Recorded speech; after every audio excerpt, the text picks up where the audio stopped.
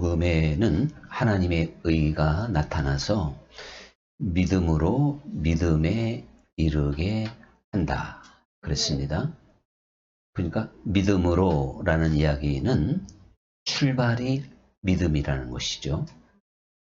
복음에 나타난 하나님의 의, 즉 죄인들을 용서하시고 의롭다고 해주시는 그 칭의 하나님의 의는 오직 믿음으로 되는 것이다.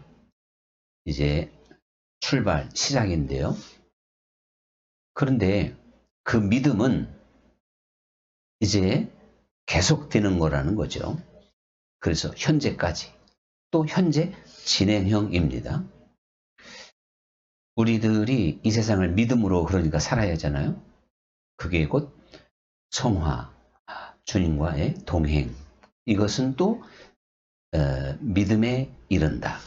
그래서 믿음으로 시작된 내가 결국은 믿음으로 계속 나가야 된다.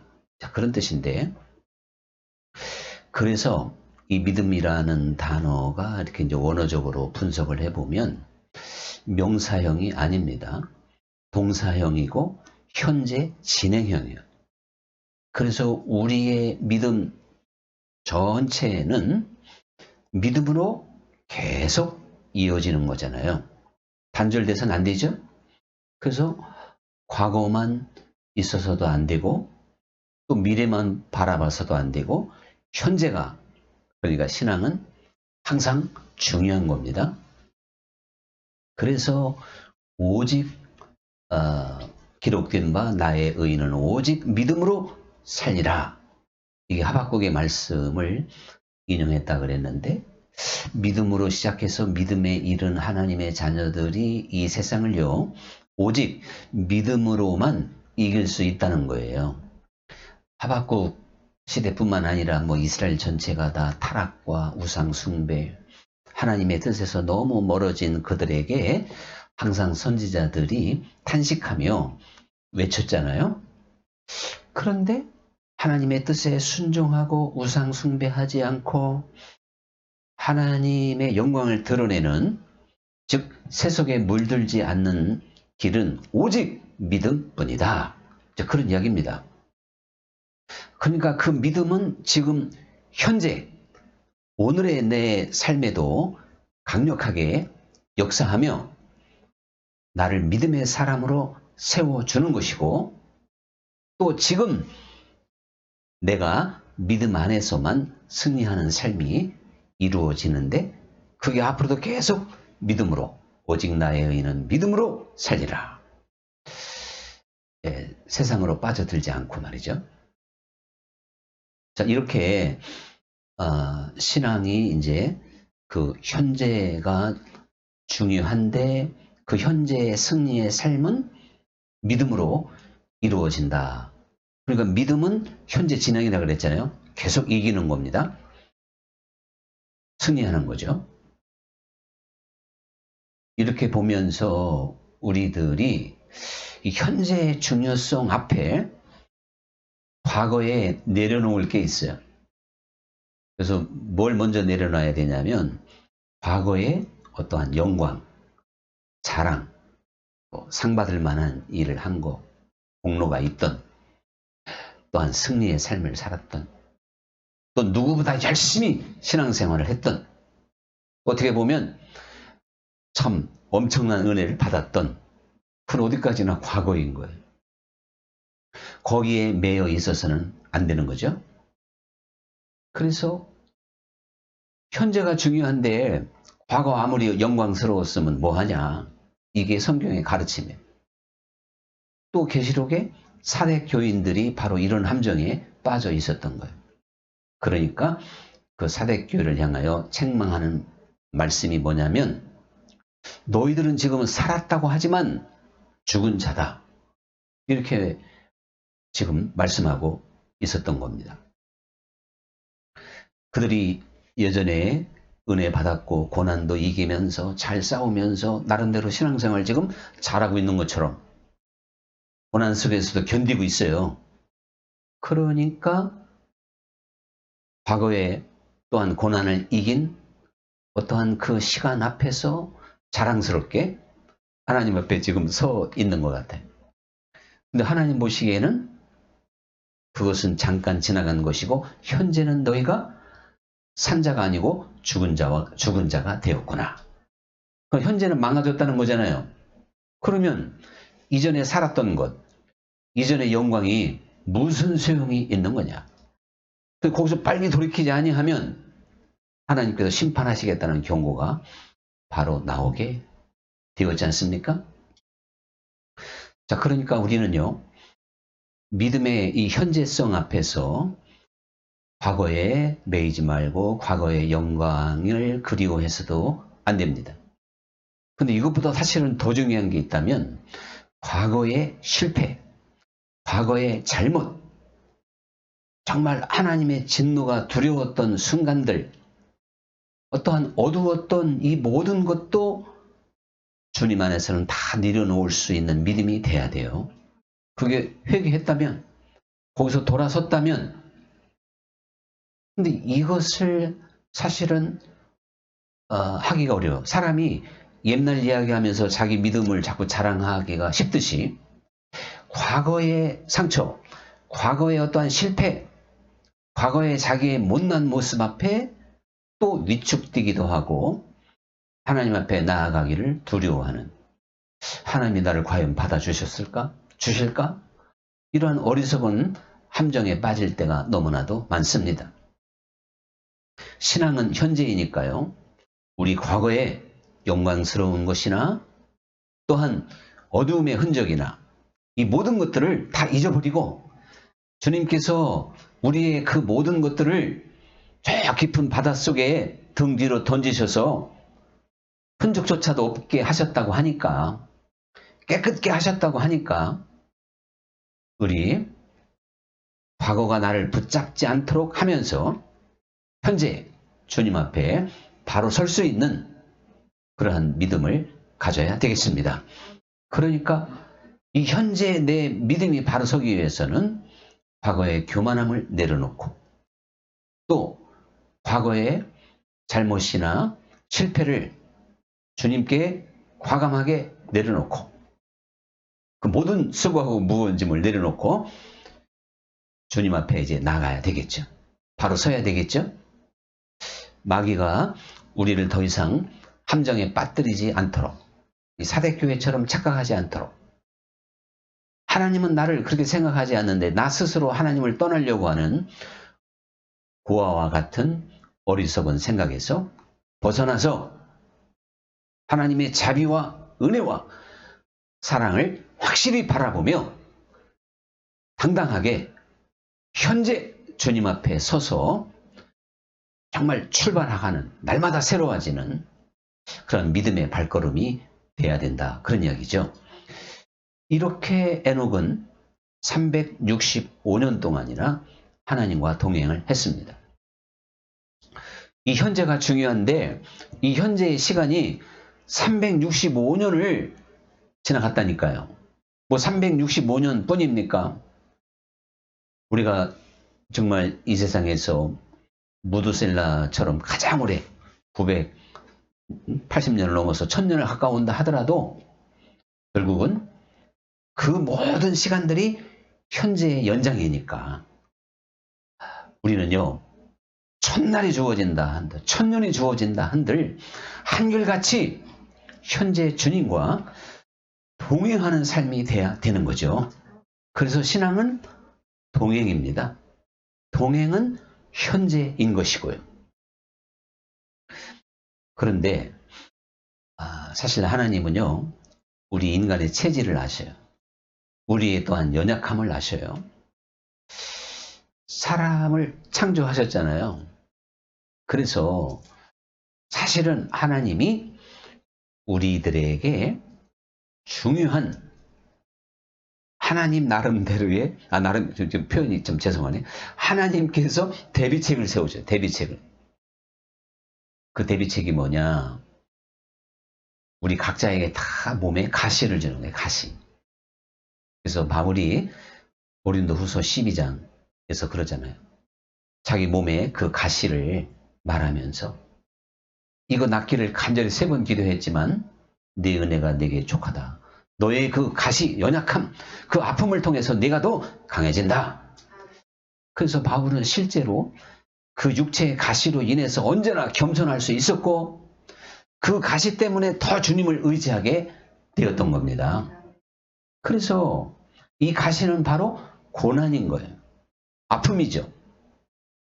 육적이 됐던 뭐 마음이 됐던 어떤 상황이 됐던 참 힘든 건데 이게 사실은 하나님의 놀라운 선물이에요.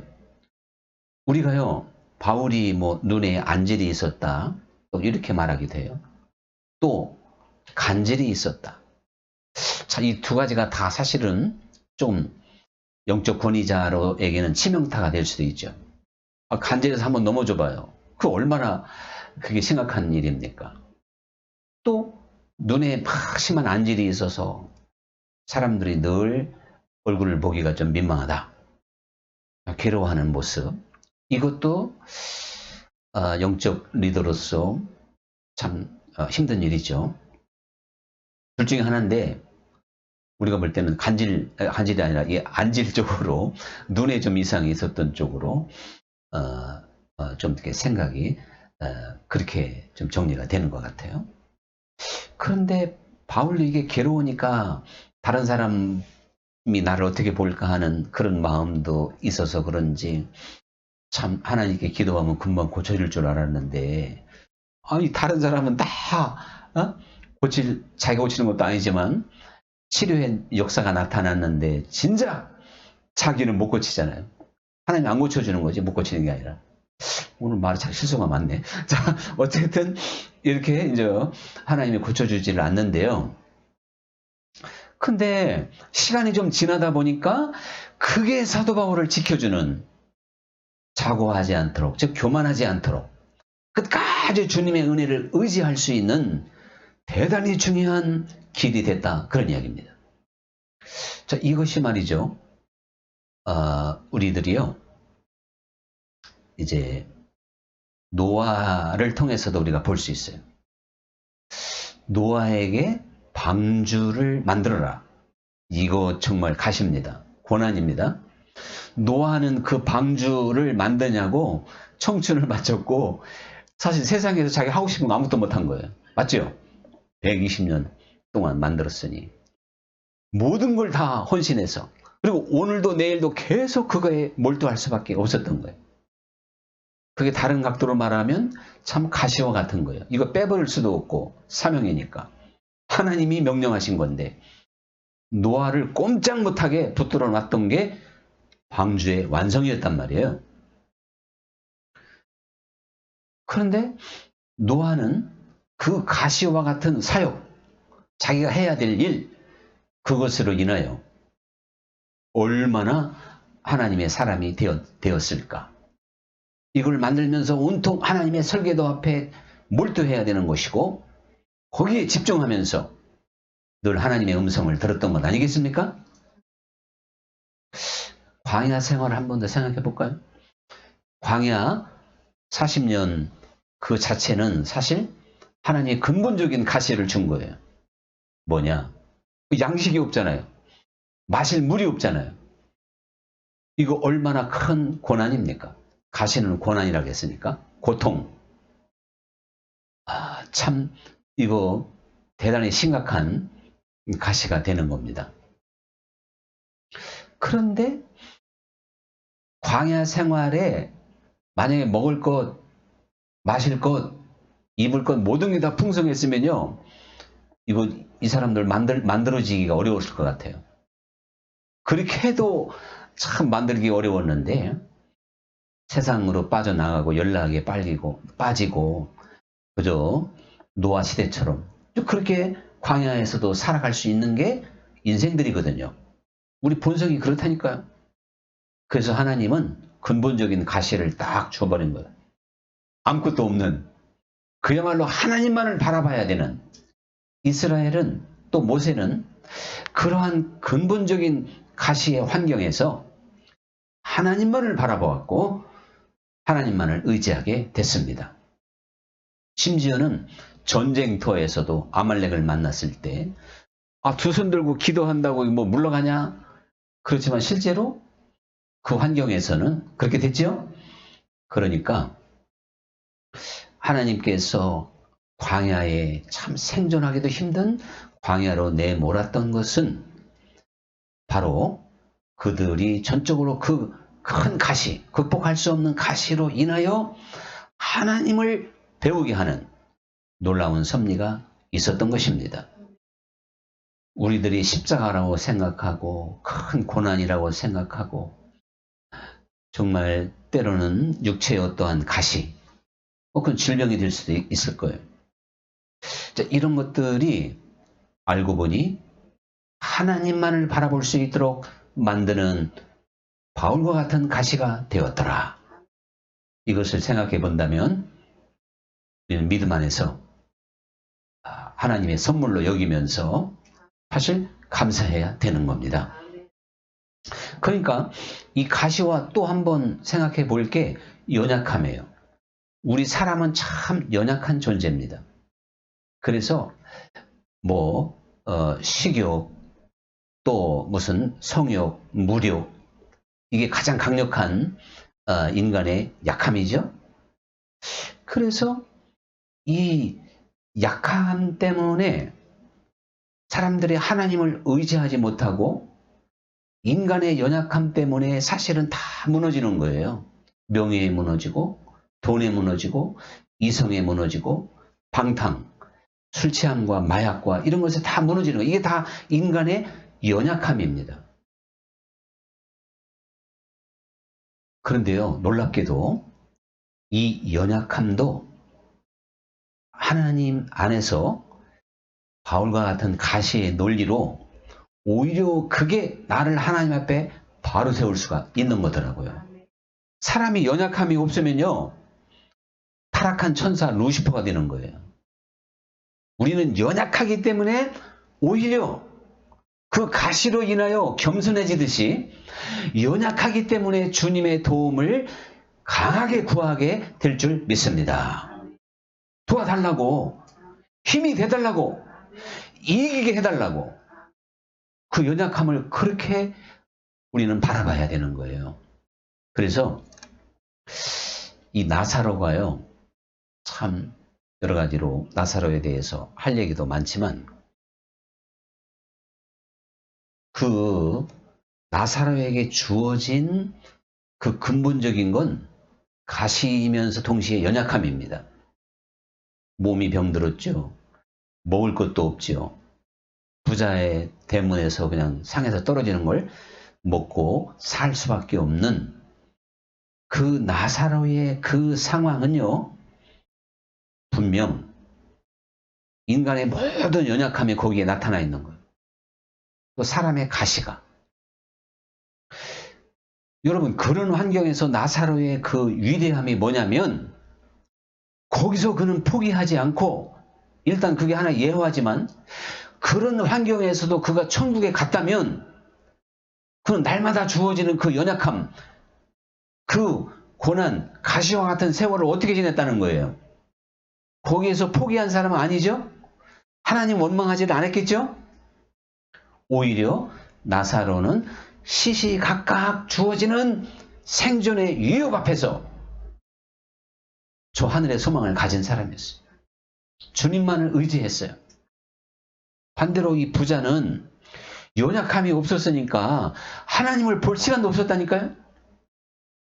우리의 연약함을 하나님을 의지하는 시간으로, 하나님을 간절히 바라보는 시간으로 만들어야 될 줄 믿습니다.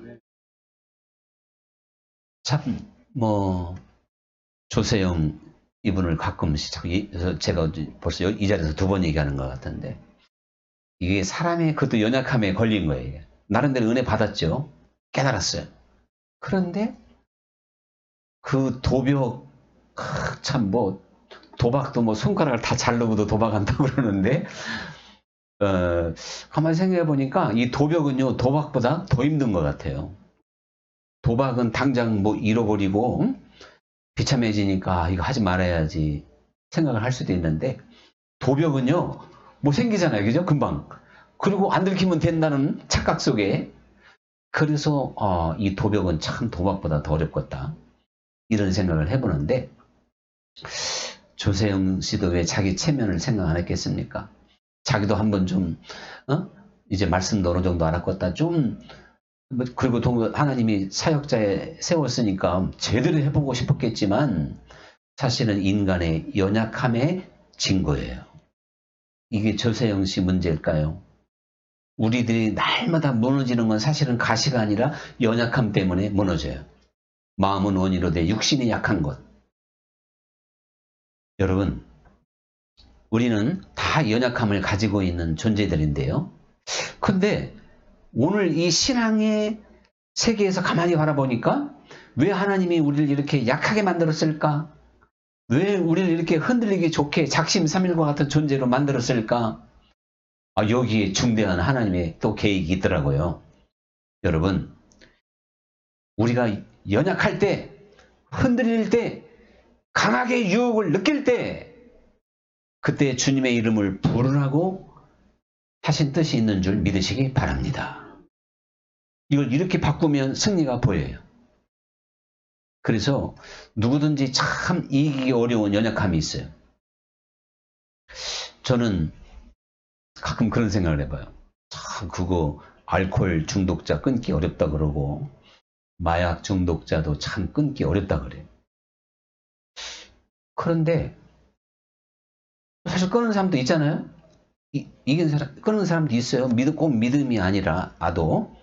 그런데 믿음을 가진 사람이 믿음 안에서 막 그게 마음의 갈등과 갈급함, 막 이제 어떤 환각, 어떤 후유증이 막 올 때, 그때 주님께 바라보고 기도하고 찬양하고, 그 시간을 그렇게 견디다 보면 결국 어느 시간에 가면 이기잖아요.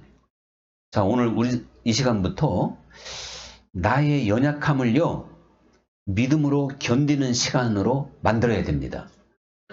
그래서 C.S. 루이스가 어떤 이 사람의 어떤 이 이성의 약함, 성적인 유혹, 이것을요,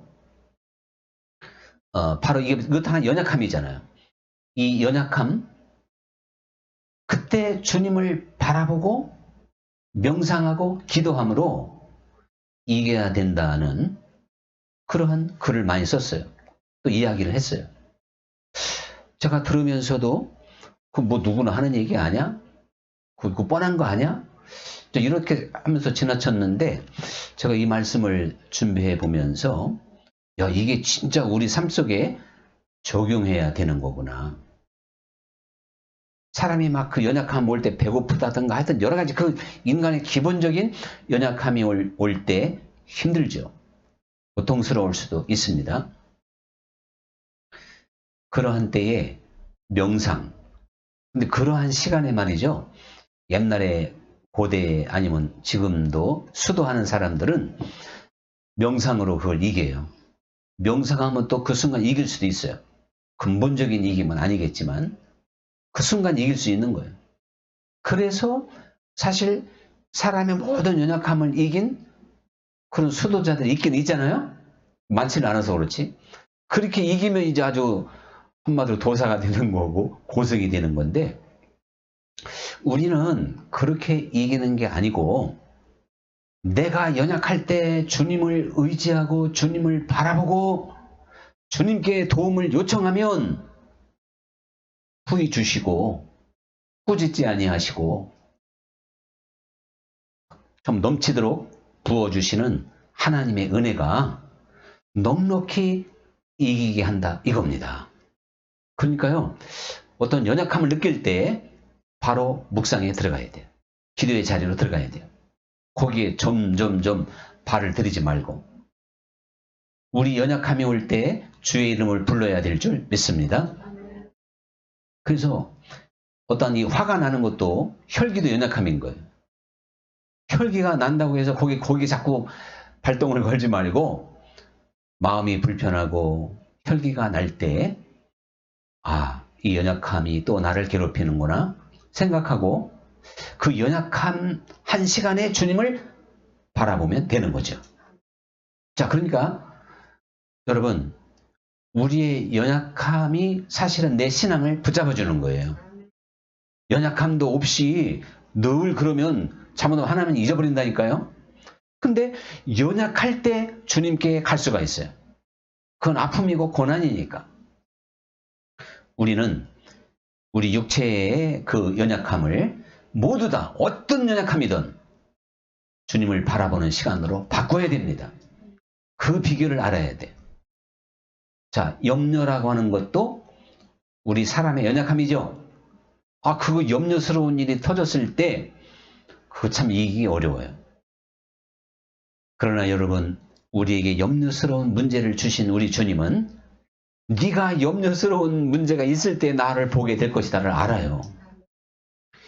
내가 뭔가 강력한 것에 충동당하고 흔들릴 때 나를 의지하라 말씀하시는 줄 믿습니다.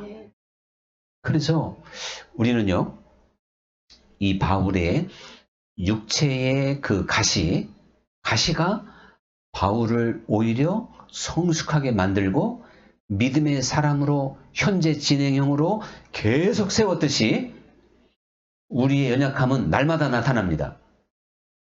오늘 은혜스러웠다고 내일 내 생각과 마음이 괜찮아요? 여러분, 내 생각과 마음에 유혹이 오고 뭔가 하나님 보시기에 아름답지 못한 것 앞에 실망하지 마시고 이거 주님이 나를 부르는 연약함이구나. 이제 생각을 바꿔야 될 줄 믿습니다. 그래서 연약함이 클수록 주의 이름을 간절히 부를 수 있는 거예요.